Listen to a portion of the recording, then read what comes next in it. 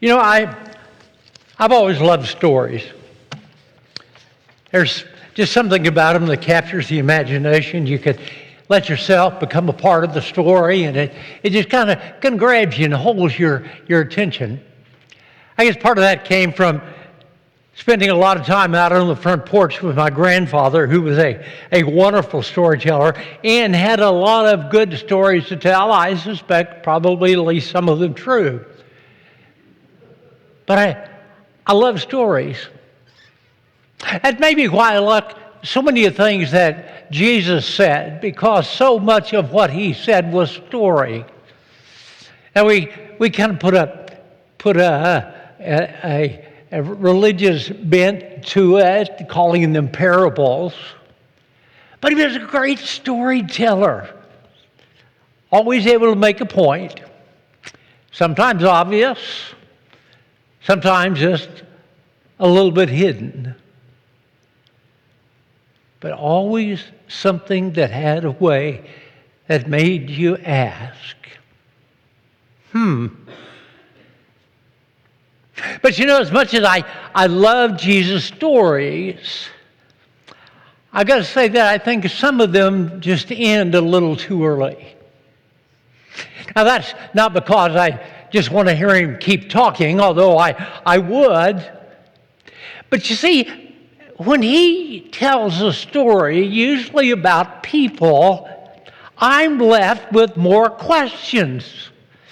Questions about what I think are pretty darn important things, and Jesus just doesn't deal with them.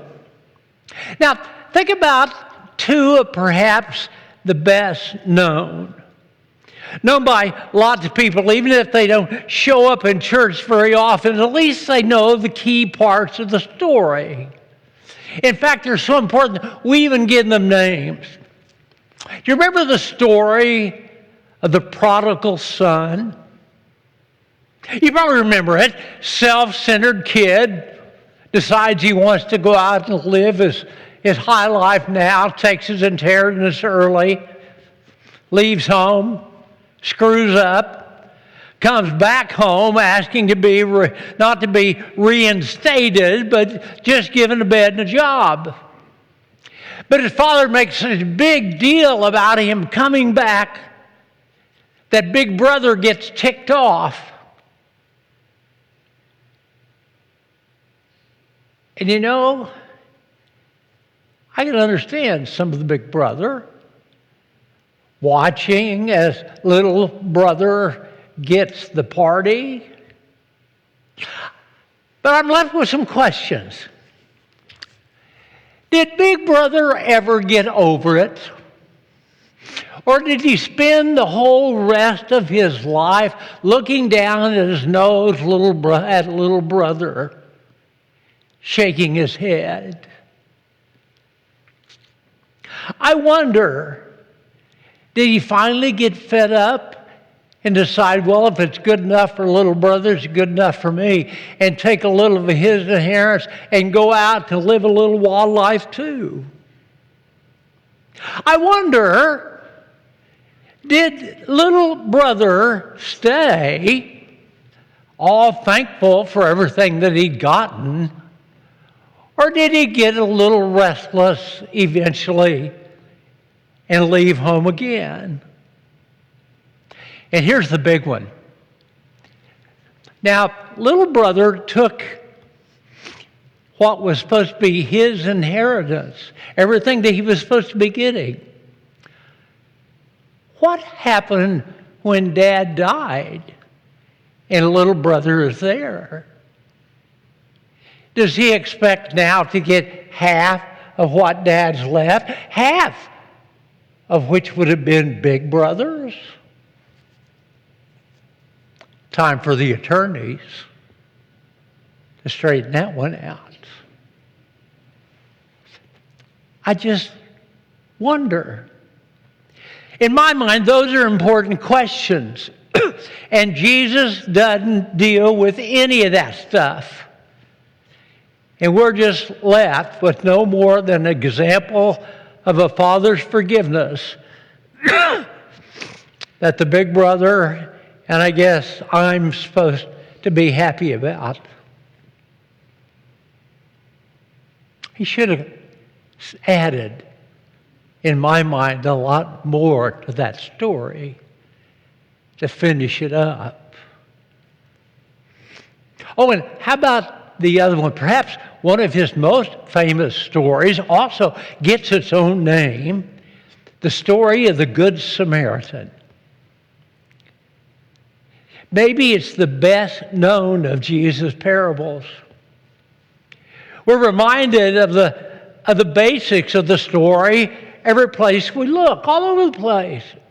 We even have Good Samaritan laws to try to protect people that help somebody. We have Good Samaritan hospitals found all over the country in major cities. Well, you know the basics of the story, but let me remind you of parts of it. Then Jesus said, a man was going down from Jerusalem to Jericho and fell into the hands of robbers who stripped him and beat him and went away, leaving him half dead. Now by chance, a priest was going down the road, and when he saw the man, he passed by on the other side. Likewise, a Levite. And when he came to the place and saw the man, he passed by on the other side. But a Samaritan, while traveling near him, and when he saw him, he was moved with pity. And he went to the man and bandaged his wounds. And having poured oil and wine on them, then he put him on his own animal and brought him to an inn and took care of him. And the next day he took out 2 denarii and gave them to the innkeeper and said, take care of him. And when I come back, I will repay you whatever more you spend. Jesus then asked, and which of these 3 do you think was a neighbor? Now, you know, that's good stuff. It's a good story. There's bad guys. There's gratuitous violence. There's a victim. There's good guys not acting good. And a bad guy acting great, becoming the hero of the story. You could make a movie out of that. In fact, they probably have. But for me, Jesus just doesn't finish the story. I've got a few important questions I'd like answered by Jesus before he stops talking. Maybe the priest and the Levi had some of these same questions, and that's what led them to do what they did, which is nothing. What happened to the man in the ditch? I don't mean after he got taken there to the inn, but did he get better? Did he get well? Did he succumb to his wounds? Did he have a sudden turnaround? You see, our actions are often geared to results. I need some kind of guarantee. Good act equals good result. I wonder, did the victim at least have enough sense to take a different road next time? Change his path a little, do something a little different, or did he just go right back on the same road again? Did he at least have enough sense to take some company with him rather than going out by himself? Did he learn to be careful? I guess I wonder, did he learn anything from his bad experience or not?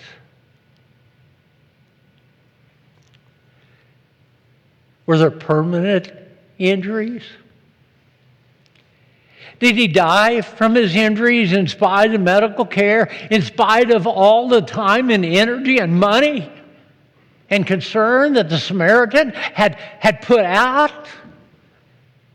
Emptied stuff out of his own pocket, and the guy dies anyway? To me, that's kind of an important question. If so, did the man sue for damages for moving him without proper training? Because there wasn't any Good Samaritan law back then.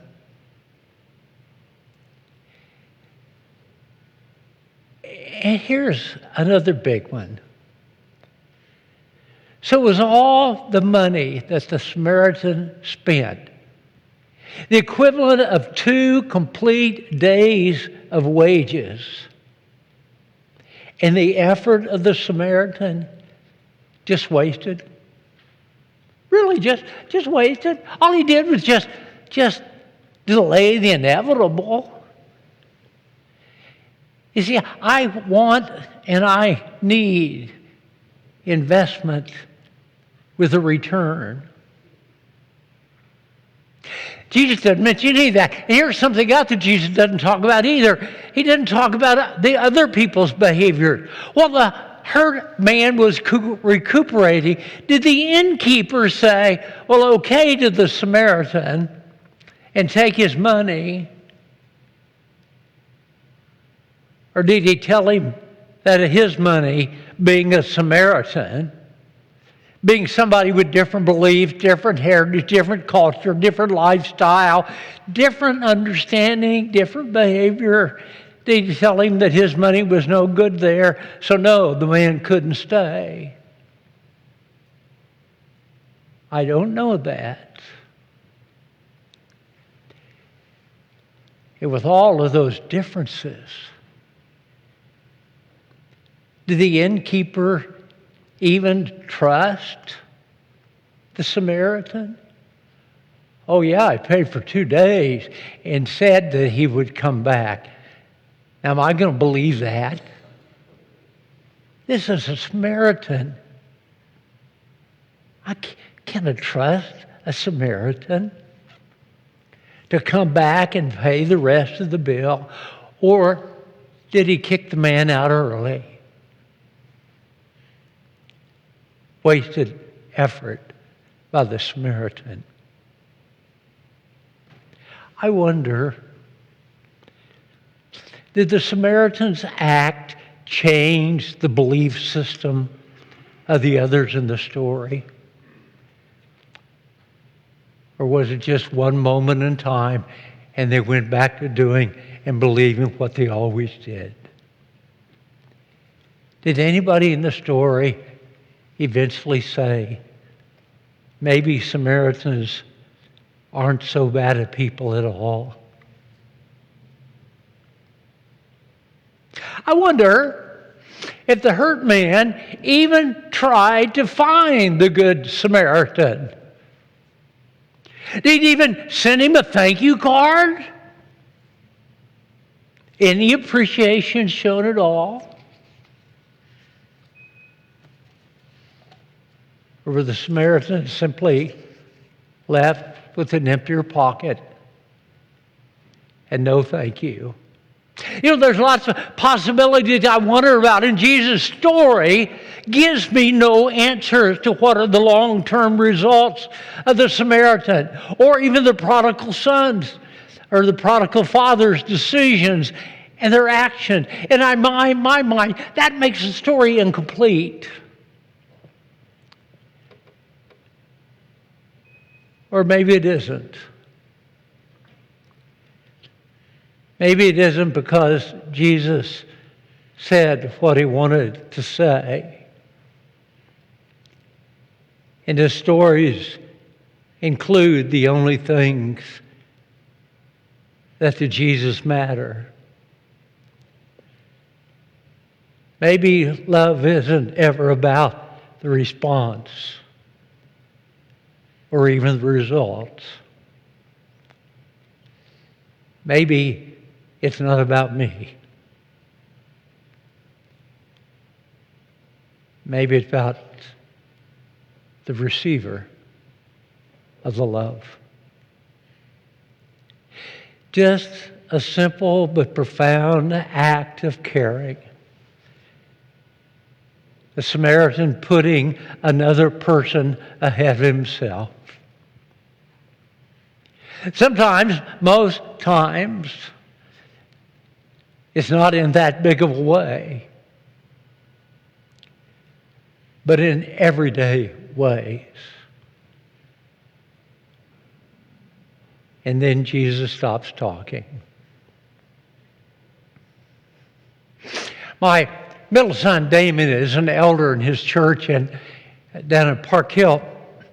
And he was doing a communion meditation last week that I heard on live stream. And he was talking about that week just before he had gone to a baseball game of the St. Joe Mustangs. And he found himself sitting next to a group of about 7, 8, 10 kids, kind of elementary size, not dressed particularly well, and he kind of heard from some of the adults talking back and forth that these are kids that they occasionally picked up and took to places, underprivileged kids, and didn't get to go to many baseball games. But he said his attention was caught by one little boy who was just running all over the place. He was yelling at every piece of action on the field. He was talking to people. He was talking to his own friends. He was back and forth and yelled and happy and laughed and screamed. And the main thing that he did, though, he took advantage of every free thing that was given out at the ballpark. And by the time that the game was almost over, the kid had 2 armfuls of stuff, from pennants and balls and bobbleheads and food and everything you can imagine. He'd collected it all. And towards the end of the game,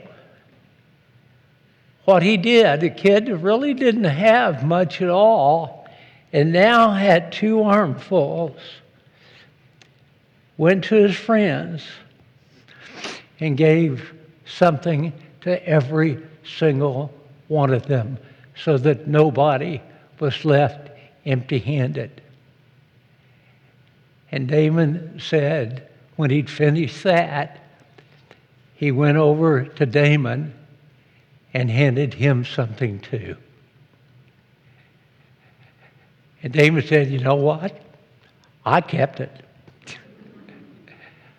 A little Nerf ball to sit on his dresser to remind him what little acts of kindness look like. I have a good friend that had to go to lunch every once in a while. And several years ago, one of his favorite places was Simply Siam down on Main Street. Good food, not necessarily my favorite, but it was good food. One of the first times we went in there to eat, the best thing that I liked, and he did too, on the menu was their cashew chicken with lots of pineapple. Now, this was back when this eating hand still looked like this hand. It always embarrassed me a little bit to eat with people because I didn't want to sling food on them, to be honest with you. But I don't think that's the reason that what happened. As I was holding my fork, my friend picked up his spoon, which is kind of large, almost like a tablespoon, and looked at me and said, "You know, I always have trouble with this, so I always use the spoon." And gave me permission, quietly, to put down my fork and eat more safely with my spoon as well.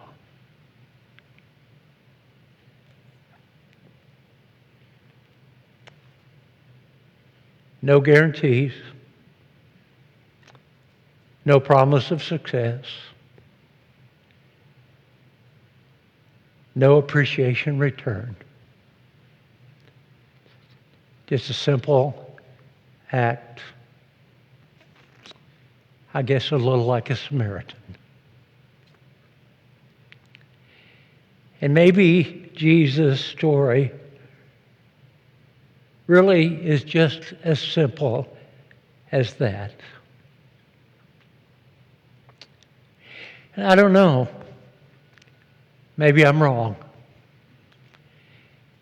Maybe Jesus continues to finish the story, even now. Just maybe.